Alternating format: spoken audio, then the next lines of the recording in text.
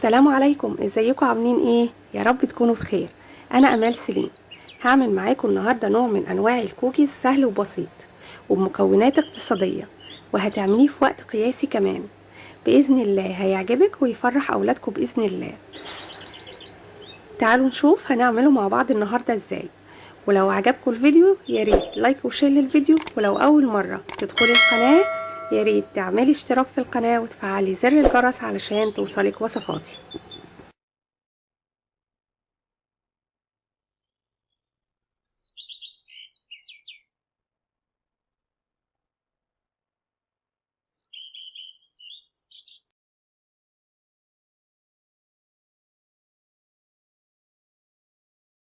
يلا نقول بسم الله ونبدأ. أول حاجة بجهز 2 بيضة بدرجة حرارة الغرفة، وابتدي أحطهم في وعاء واضربهم بالمضرب الكهربائي،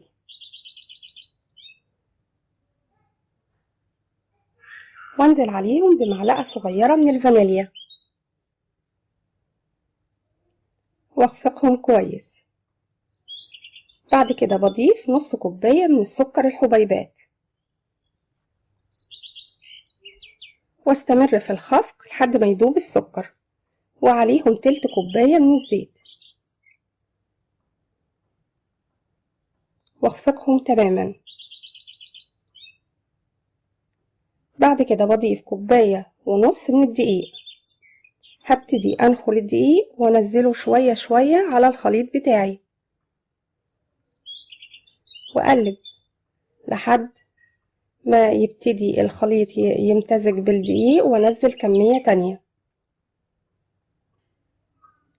واقلب، وهكذا لحد ما اخلص كمية الدقيق بتاعتي.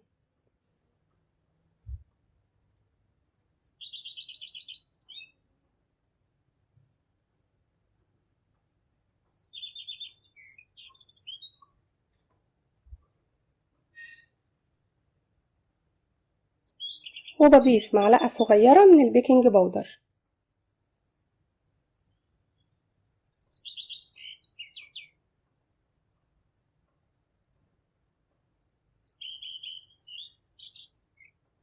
وارجع اضيف باقي كمية الدقيق. انا استخدمت المعلقة الكبيرة، حطيت فيها نص المعلقة الكبيرة ما يعادل معلقة صغيرة من البيكنج باودر، واقلب الخليط بالشكل ده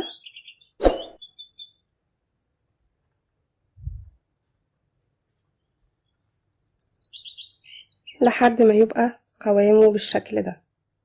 ما ينفعش اقلب كتير، يدوب بس بمزج الدقيق بالخليط اللي احنا عملناه. وادي العجينة بعد ما جهزت.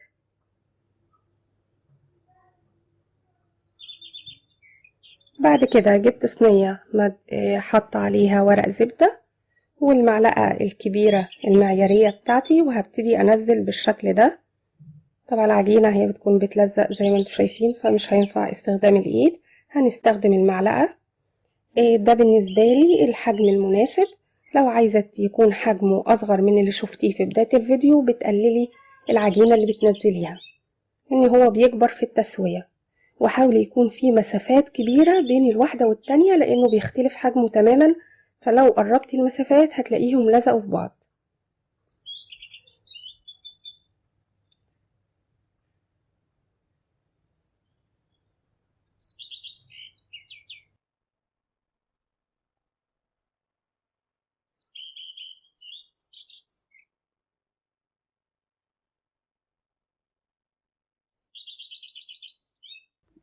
وهو خلصت كل الصينية بتاعتي، وادي باقي الكمية. بعد كده بدخلهم التلاجة، بيقعدوا حوالي تلت ساعة كده. وهو بعد ما طلعتهم من التلاجة هبتدي أزينهم ببشر لوز. طبعا لو مش متوفر ممكن الفول السوداني أو أي نوع مكسرات عندك.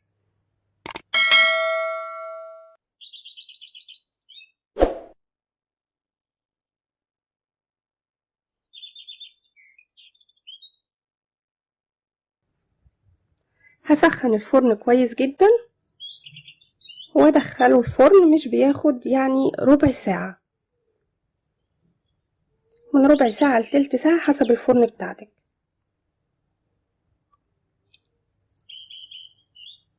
لو عايزاه طري كده مفهوش يعني نسبة القرمشة فيه بسيطة، يبقى خليه ربع ساعة يدوب يصفر من تحت ويبقى فوق لونه فاتح كده.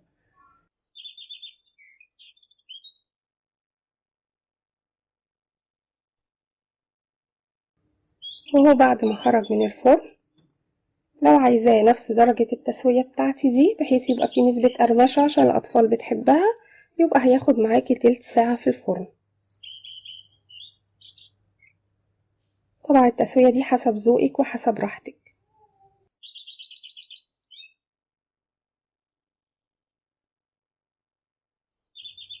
طعمه جميل ومش مكلف وسهل بصراحة ومش بياخد وقت.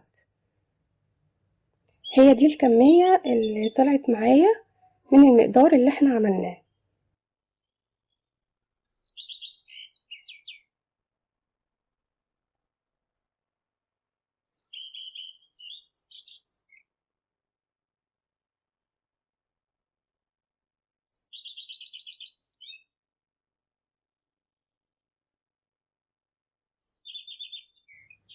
وادي شكل الكوكيز من جوه، جميل وهيعجبكم بإذن الله.